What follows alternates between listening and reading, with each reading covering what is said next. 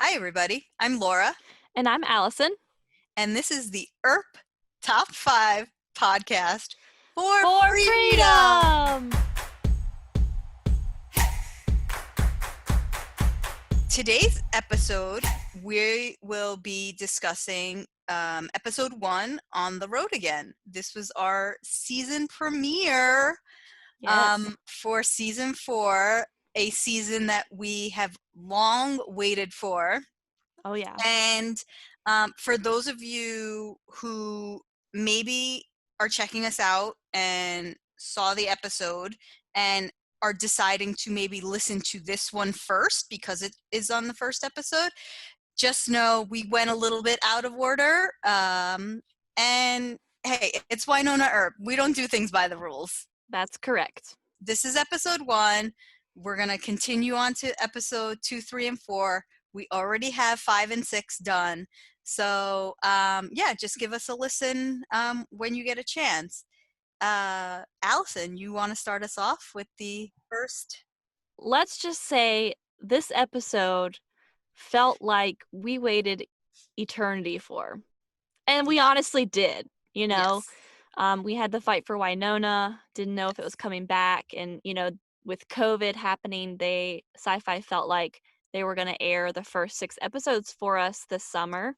Thankfully. Which they did, thankfully. And so we got this episode 1, and the moment that it came on, I remember the whole day before it premiered, I was just so giddy. I was running around town, getting donuts, and I was like, this is so exciting. Yeah. It's been so long. And so I think the first thing on our list this week is going to have to be Nedley's line in the bar after Wynonna's little, weapon montage where Yeah. he says, "Are you ready? I feel like I've been standing here for 2 years." And I Yeah. was like, "Yes, you have, Nedley." Yes. That's a mood right there. When the show actually, just to backtrack a little bit, when they announced that it was going to start airing on Sundays at 10, as opposed to their previous Mhm. Friday at 9, right? They were Friday at 9. Like Fridays, it's a work day, so I wouldn't be thinking about it as much that it was coming. Like I wouldn't have those anxiety anxiety, I believe is That's the what term Kat that's said. been thrown around. That is a new Um, term. Yep. yeah. So I would go through my work day, 9 to 5, be home at 6, get dinner, blah, blah, blah, shoot the shit a little bit. And then by the time 8, 9 o'clock rolled around, I would be ready to watch the show and not think about it. For having it on Sunday, it was just wake up, and you're just waiting the whole day because Yeah. Sunday's a lazy day. Like Sunday, you don't Yeah. really do much, and so you're just waiting around for the episode, and then they give it to you even an hour later at 10, and we're Yeah. just waiting around. But if I could just say the words previously on Wynonna Earp, Mhm. those just It's gave me chills. yeah, it was the biggest sigh of relief. And then Mhm. yes, to get now to your point on the list, Nedley to be like, we've been standing here for 2 years. That is yeah, we have. We've been waiting for 2 years and we are getting it. And they didn't miss a beat. They hit the ground running. Even, I mean, if I could just go even before that with the weapon montage, as you mentioned, Yeah, and that was so awesome. Just and to the have that a classic Wynonna montage with yeah, music that Andrea Higgins put on there. It was yeah. just, oh, it was And so then good. the little pause in between, and you heard the gulping of the Mhm. of the container of the flask, and then her hair flip, like everything. And then So good. even the fork, yeah, like just him having I mean, that whole moment, because it was the start of it. So I Yeah. mean, I just felt like, oh my god, this is really happening. This sigh, this weight is off our shoulders now. We can Mhm. finally enjoy what the fruits of the fight, the fruits of the labor Right. of the fight. Yeah. And it was just and thank you, Nedley, for just verbalizing what we all were waiting with bated breath to say. you know, like on a show that's so important to so many people and that we're so passionate about that people were willing to fight that long for it, Mhm. like having a little nod like that, though it be small, it was one Mhm. line, but it just felt like, oh my gosh, that's the recognition that we deserve because we did wait for 2 years Yeah. to see Yeah. this. And so it just felt so good to finally like acknowledge that on screen, and then get new content like at the same time. So Yeah. It's a good thing you bring up the nods to the fans because actually that's something on my list. That's nice. let's take it back to me. So Yeah. my thing is the throwbacks and the nods to the fans. Starting off with this episode because, like you said, they don't shy away from it. They just like, Yeah. yeah, let's throw it in. We had the Nedley's couch scene where he was like, ah, nothing happens on this couch. Um, the don't with our family, Mhm. which that's the tweet slash phrase that started it all. Yep. The Wynonna Interruptus, which fans have been talking about since season one. And fun fact on that was I was in Emily's writing workshop at Erpapalooza 2018, and that was our team name, Wynonna Interruptus. And then right when they get to the stairs and Wynonna starts climbing up the stairs and she's like, Nedley, and he's like, still not looking at your ass. So Yeah. it's just these little because they don't know what's going to hit with fans. They don't know Right. what's going to, but they've had a 2-year period, and in that 2-year time they've gone to a lot of cons and heard from the fans like, what is the deal with this? That's true. And so they're like, well, I guess this is something that, has become a thing now. Mhm. So, you know, let's lean into it. Let's not shy away from it. It does make you feel like everything is sort of cohesively happening. Like we have to wait for new seasons, right? Yeah. But like the show itself, the characters, they're still living their lives season to season. And so it makes you kind of feel like everything's just cohesively tied in a little Yeah. cute bow. I mean, we know that they shoot in winter, and it's like a running joke that like they kind of end in the spring and start in the winter. Mhm. And so it's hard to kind of make that transition without like having a time jump to say, "Oh, we ended at the stairs and it was springtime and now we're starting at the stairs and there's snow on the ground cuz Yeah. it's winter in Calgary." But they even made it like they explained it away. Oh, it snowed again. Yeah, why not? Yeah. Sure. And just us as fans were like, yeah, okay, We'll take it. let's just go with it. I mean, the same thing with the homestead being one level on the outside and having stairs on the inside. Sure. We'll go with it again. Yeah. Little things that as a viewer you just go, "All right, we'll go with it," Yeah. We'll take it. But We that's kind trust of you. yeah, that's kind of what makes this show so like just little it's just special because there's things like we know that like some of it is budgetary reasons, some of it is setting. Season wise, they have to film in winter. It's like we Yeah. know that's logically the answer, but like as a viewer, you're just like we'll accept it. We love this show as is. We don't need an explanation on why Yeah. there's stairs in a one-story house. Like we don't we don't need it. We'll just go with it. So I Yeah. just love it. I love it so much. Okay, so I'm gonna go with the next on my list. My favorite thing that happened in this whole episode, and it's really not just a one thing. It's like a full episode from start to finish thing, and that is why not? The moments between Wynonna and Nicole. Yeah. Because I think I said this on our last two podcasts, but I am a sucker for a good best friend story. Like Yeah. I just love No it. take backs. No take backs. I just Yeah. love it so much, and I love the characters, Wynonna and Nicole, and this journey that they've been on because they didn't always like each other. Wynonna called her a rookie flatfoot, like they weren't friends. Right. And I just love the progression that they have had. And the thing that's like super awesome in my opinion is just like Wynonna was willing to go look for Nicole just as hard as she was gonna look for Waverly. Mhm. Like she was willing to do whatever it took to get them all back. It wasn't just, oh, I got to go find my sister. She also was like, I have to find Nicole and Jeremy and Robin. Mhm. So just like to see the progression between them in this episode, and particularly just, they've been through a lot in these past couple seasons. They've had their highs and lows. Yeah. And so at the end of season 3, when Wynonna drugs Nicole, you're thinking, okay, this probably isn't going to go over well. You know, when Nicole wakes up, you know, you're not probably not going to be very Yeah. happy Yeah. that your friend drugged you while your girlfriend goes missing in a mystical garden. Like, I'd be Right. pretty upset. So the fact that the first time we see them back together after a 2-year wait, mind you, you know, we've waited 2 years to see them. And Wynonna's like, "Come here, give me a hug." And Nicole just decks her. Yeah. That was my favorite part Yeah. of the episode. That was in the trailer when Sci-Fi hosted a what was it? What did they call it? Like a happy hour thing? Yeah, the Zoom, Yeah. yeah. And they showed the trailer. I jumped back. That was like the oh my god, this season is gonna be insane. Yeah.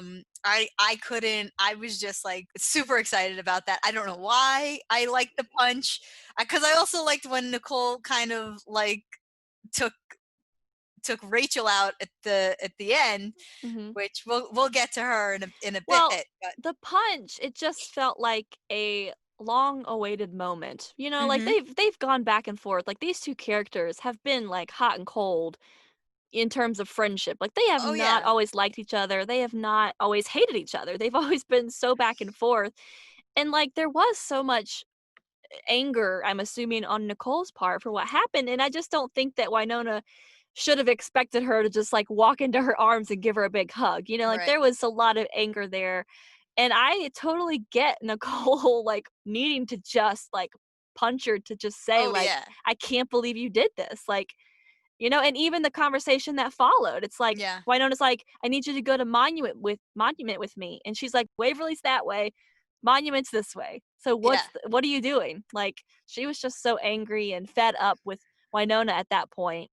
But the conversations they have, I mean, just to go through the episode and to see when they do get to Monument and even even the part where she gets out of the truck at the gate and, like, opens the gate for Nicole, Yes, and Nicole just speeds off in the truck and makes yes, Wynonna run after her. It's just, like, it's one of the best things that yeah. you could see, and because she's still angry, you know, she's still pretty angry. I feel like in season one, Wynonna's maybe disdain towards Nicole was more so her disdain with authority, her like Yeah. her annoyance.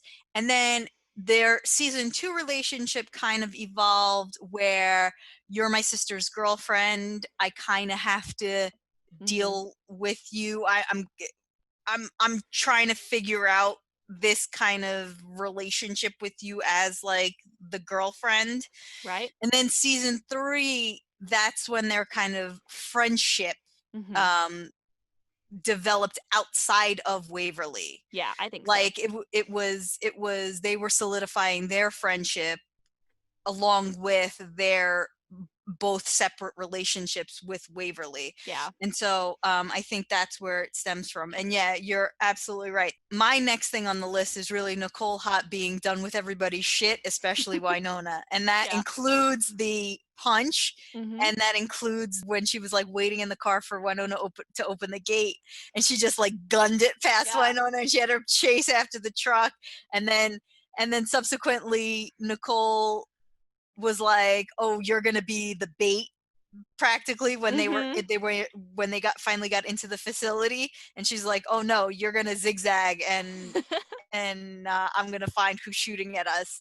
I was glad to see this side of Nicole too. Yeah. Like we can say that she's a goody two shoes, but that's not even her. Like she was an authority figure, and she had a rule book that Yeah. she went by. And it was like, you know what? If everybody else is not following this rule book, then F it. I'm not going to either. Like Yeah. I need to start doing things for me and the people that I love, and to Right. get and to protect them. And Especially in this scenario where the yeah, whole reason they're there is because, you know, Waverly is missing, you know? yeah. And it was like, you know what? I'm not gonna, because she even said it to Wynonna. She's like, you're not the authority to say like what I can handle, or like I'm Mhm. paraphrasing here, but like Yeah. she was basically like, what gives you the right to say that I'm not adept enough Yeah. to help you. Like, I could have helped. Which I think is a really good, again, progression in their relationship because, like Nicole was saying, Wynonna kind of doubted that Nicole could be of any help at all. Like at the end of season 3, the reason she drugged all of them is because she was afraid that she would screw up and that they would be disappointed in her. But if she just would have trusted that maybe Hmm. they could have also helped, and that's kind of Nicole's feeling a bit betrayed, I'm sure, because she's Yeah. like, you don't know me. I could have done something. I could have been there.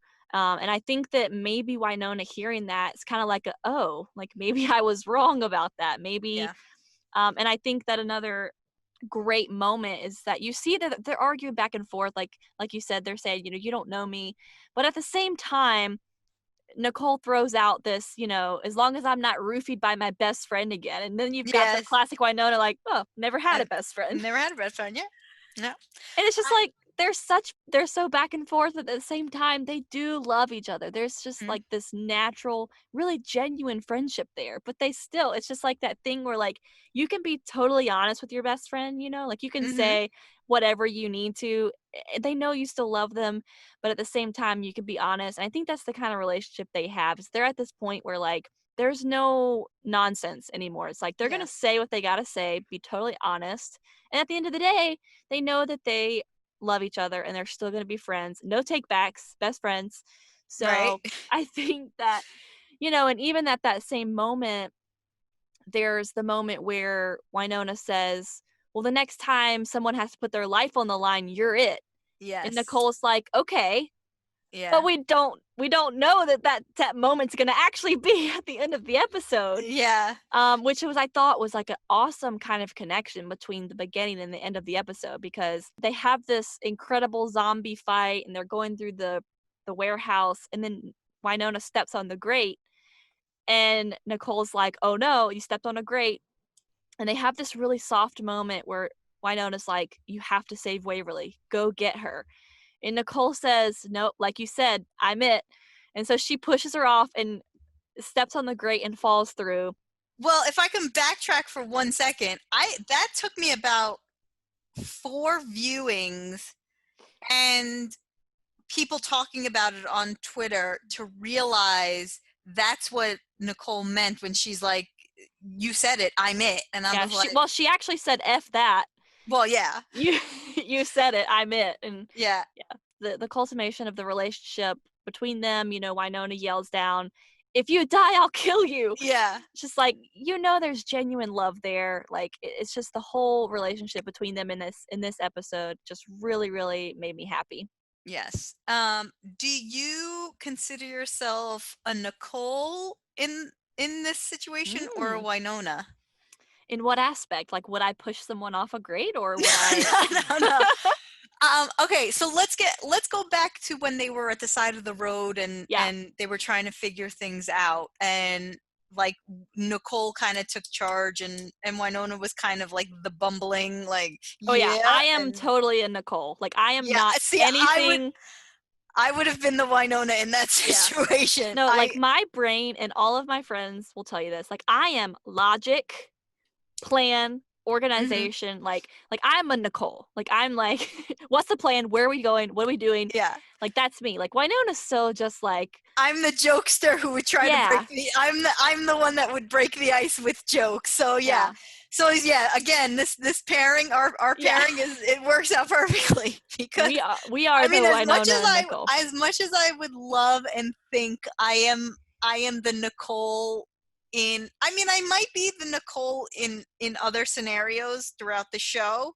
In that particular scenario, I was definitely the Wynonna in that situation, because I would be like, oh, the back door, high five. No, okay. Like at this point, she still hasn't gotten a high five back from from Nicole. Yeah. In Nicole's defense, she was looking away at that particular time. Like Yeah. there were other times where she was like staring at Wynonna's hand and like, yeah, I'm not giving you the satisfaction of giving you the high five. But in this particular moment, she was rummaging through her pocket and getting Yeah. that thing. So what's next on your list? All right, so I want to take it back to the introduction of Rachel Valdez. which Okay. I thought was a great moment because, again, at the end of season 3, Wynonna comes back to the house and we see Valdez scribbled on the wall.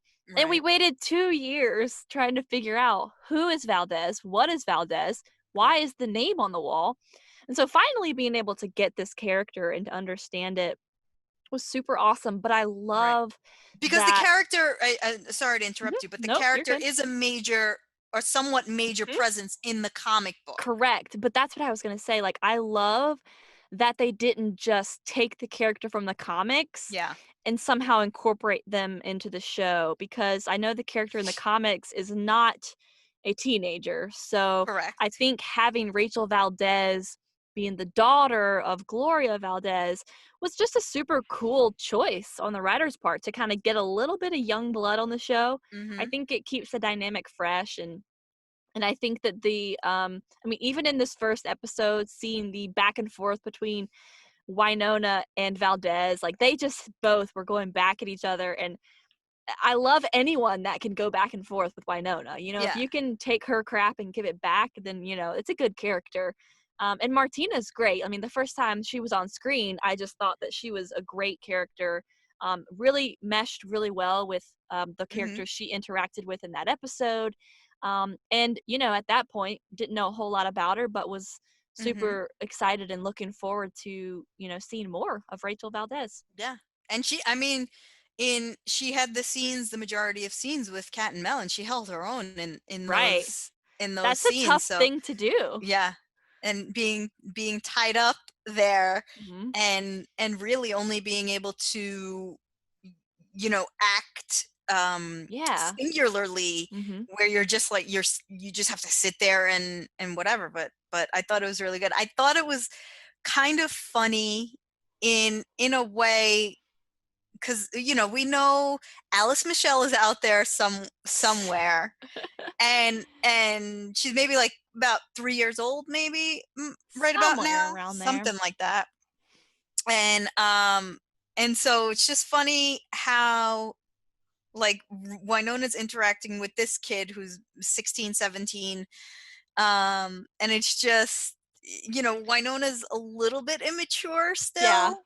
So it'll be funny how, like, when she finally kind of gets into that maturity of Mhm. being a parent. Right, yeah. And I think having Rachel there is a good, it's like a good training ground for, like, Yeah, it does how feel am I like going to deal with my own teenager when yeah, hopefully she comes back around into my life. yeah. And 16 is like the perfect age, because you don't need to look after the kid, because obviously she's been looking after herself for Mhm. however long in the facility, in the BBD facility. But she still kind of does need some looking after. Right. And I think that Wynonna and Nicole kind of take on that role for her. Yeah. Or as like a, I don't want let's call them big sister figures. I don't want Yeah. to say mother figures, like big sisters. They're talking to her on their same level. They're not like talking down to her. So, like, that at that age, I think it was very smart to make Rachel that kind of like teenage Like, age. borderline adult. I mean, she's so close to Yes. 18, Yeah. it's, like, so close to being an actual adult, but you're still a kid. Yeah. Yeah. Yeah. Yeah. Not a girl, not yet a woman Yeah. kind of thing. Yeah. Trademark Britney Spears there. Yeah.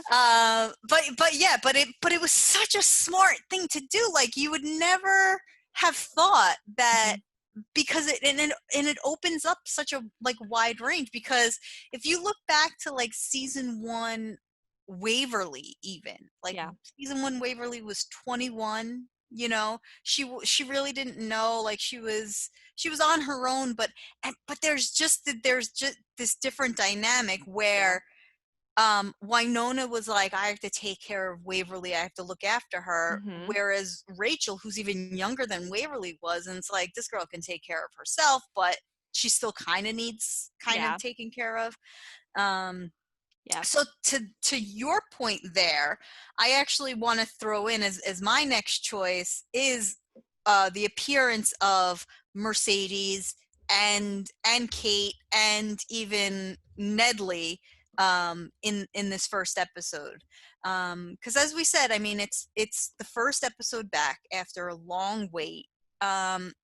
And they know now who kind of fan favorite characters are. Mm-hmm. Pretty much everybody besides Champ and Tucker, I would say, are fan favorites. Like, I would have even welcomed a Perry back if that was the case, you know?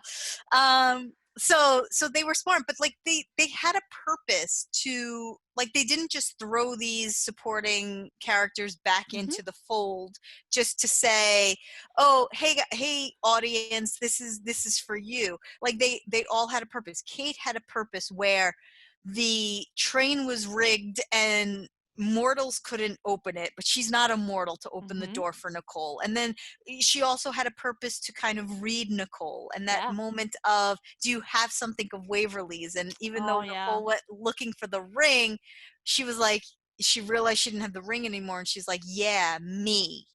And so that was one of those things. The second thing was like, so she had a purpose, and then the second thing was when, you know, Mercedes showed up at the house, and then subsequently, like, she was there for a little bit of comic relief. She was there for a little bit of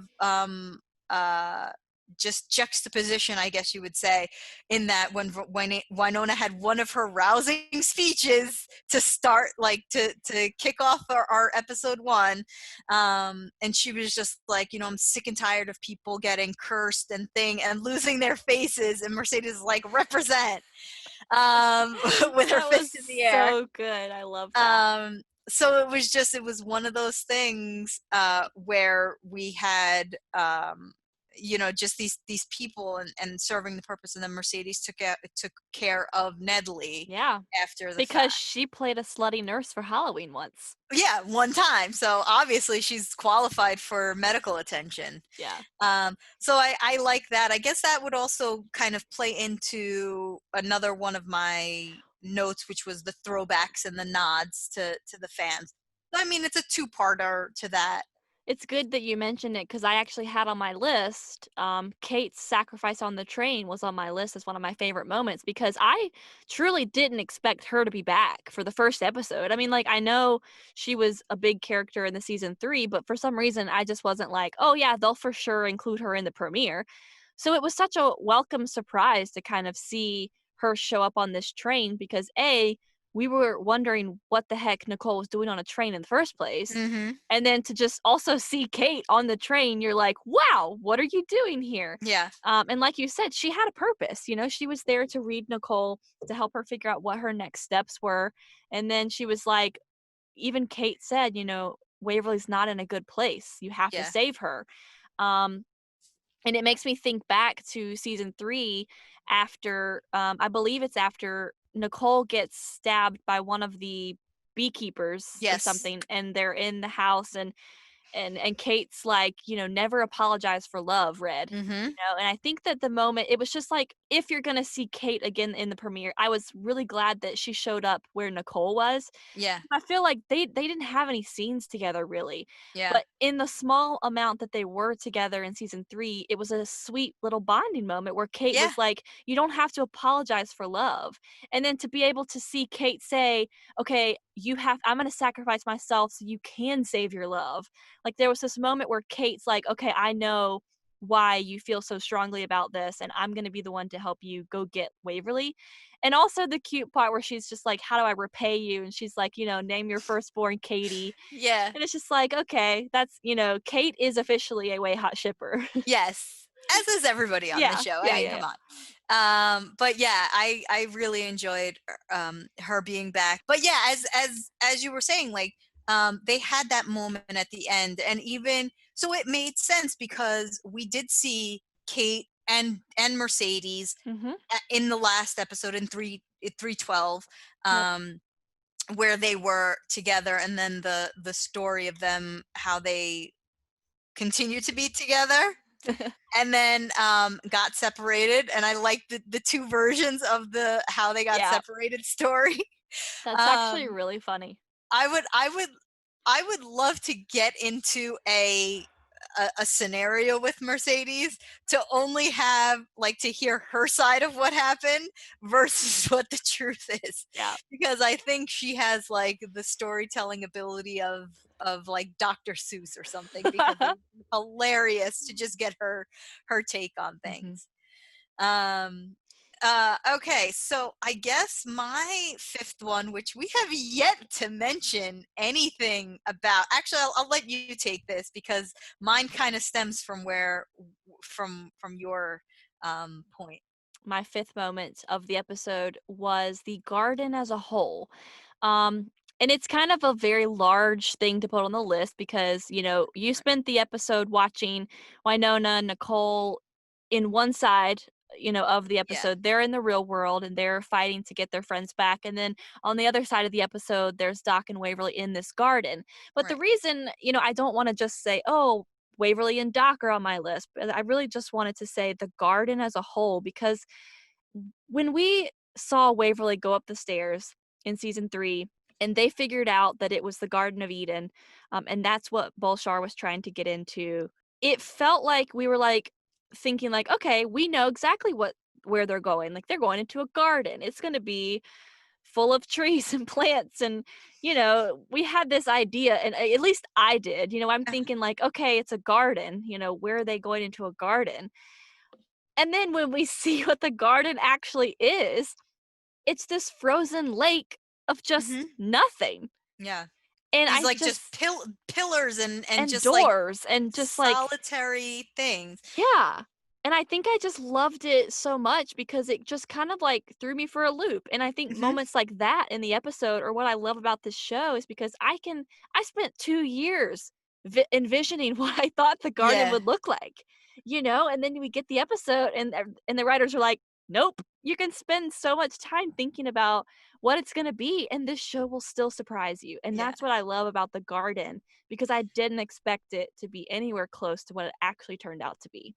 Yeah. I actually, so the reason that a lot of my list stemmed with what was happening in the like quote unquote real Mhm. world was because they didn't even go into the garden until about, I think it was like the 19-minute mark, 70, Yeah. something like that. And then we see kind of Doc opening the doors. Now, I don't know about you, but once the door closed behind him, I was like, at least put a marking on that door to know that that's the door that you came through. Because when they like widened that shot and you saw like all of these different doors and pillars and wells and holes and this and that, and you're just like, they're And never going to be able to find the right door mm-mm. again. Yeah, and also an interesting thing is that like in this episode, you get so much like you said, it's doesn't we don't get to the garden until like 19 minutes in, let's say. But Hmm. in the rest of the episode, you learn so much in that time Yes. that it's like you're like, "Oh my goodness," like you'd expect this type of storyline to just go on for a whole season. Like Yeah. but they were able to pack so much in the premiere where you learned what was going on in the garden, that they had to feed this machine. Yeah. Like you just all in the little time that they had, we were able to learn so much about this place. Yeah. And I found it interesting, speaking of feeding the machine, when Waverly decided to I what my thing was on there, which was that whole scenario with them sitting by the fire and their memory kind of fading, and she had Mhm. to repeat Nicole's features over and over again. And I found that very interesting. And then when they woke up, she had to go down and she fed the garden. And then when she opened the or when the other doorway opened and she found the 4 books. Mhm. So one of my moments was like, which book did she choose? Yeah. I think she chose her own. It's a good That's guess. that's my thinking on it. But we don't know. We didn't see. I only can tell by like her reach of it. But yeah, so that was my, I guess, fifth top moment of the episode. Yeah. So there it is. That's Yeah. episode 1, on the road again. Our top 5 moments. Now let's narrow them down to. I think we're pretty much on the same page here as to Yeah. what the top 5 Like, moments our are. top 5 moments really meshed together really well. I mean, Yeah, like we both had similar things, maybe just a little broader or a little more narrow than the other. yeah. Yeah, exactly. And they were like, you had like the why not kind of the episode, Mhm. and mine kind of just honed in on kind of Nicole's Yeah. you know things. So yeah, I would say, I mean, definitely Nedley, we've been standing here for 2 years, because that's number one, because Yep. we've all were standing there, we were all Nedley in that scenario. Yeah. um Definitely the why not moments were the shining moments of the episodes. Yeah. So that's another one. I think definitely number 3 would have to be the introduction of Rachel, Oh, yeah, for um, sure. and a couple of the other supporting players for the episode and for the Yeah, I season. think we could group that together. Rachel and the supporters. Yeah, because like you're like, I mean, obviously we know the other supporting characters already, Yeah. and they came in, but to introduce this new character of somebody that we were very curious about as the Yeah. season ended 2 years ago, Yeah.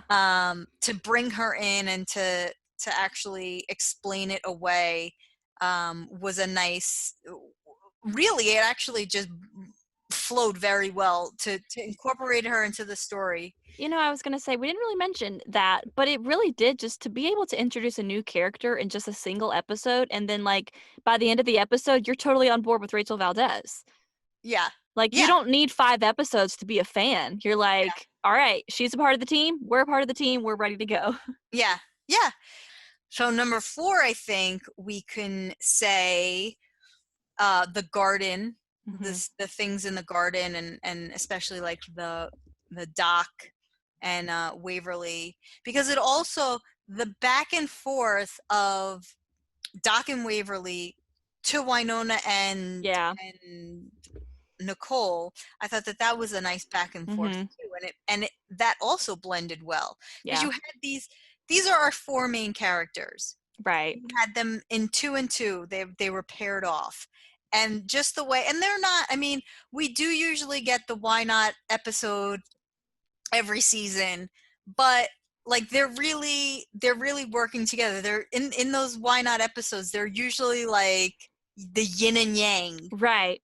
But in this one, they were working together. They had that common goal to get get Waverly and Doc out of the Hmm. garden.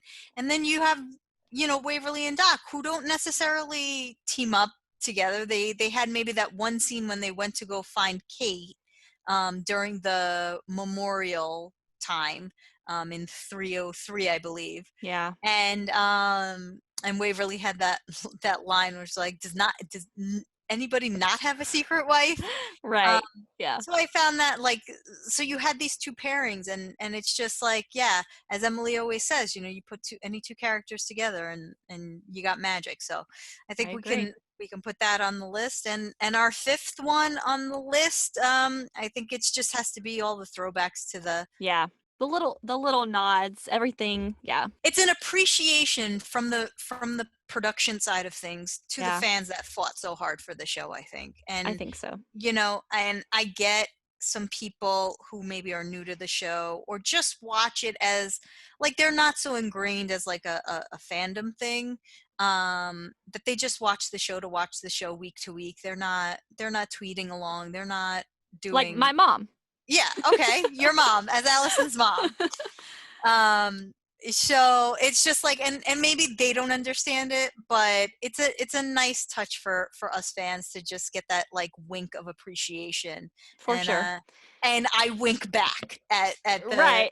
So it's a never ending circle of appreciation slash, acknowledgement to the producers, or to the writing and everything like that, and to the cast. Hmm. um and yeah, so that's our top 5 Thanks for listening, guys. And if you want to let us know your favorite top 5 moments, or if you agree with us, just send us a little message on Twitter at ERP Top 5. You can find us there, and we'll chat with you. And you can find me personally at Laura Meet World. And you can find me at Nona Wayhot. Join us next time for episode 2 when we recap the top 5. That's episode 2, Friends in Low Places. I've heard good things about this episode. I can't wait. Take care now. Bye. Thanks guys.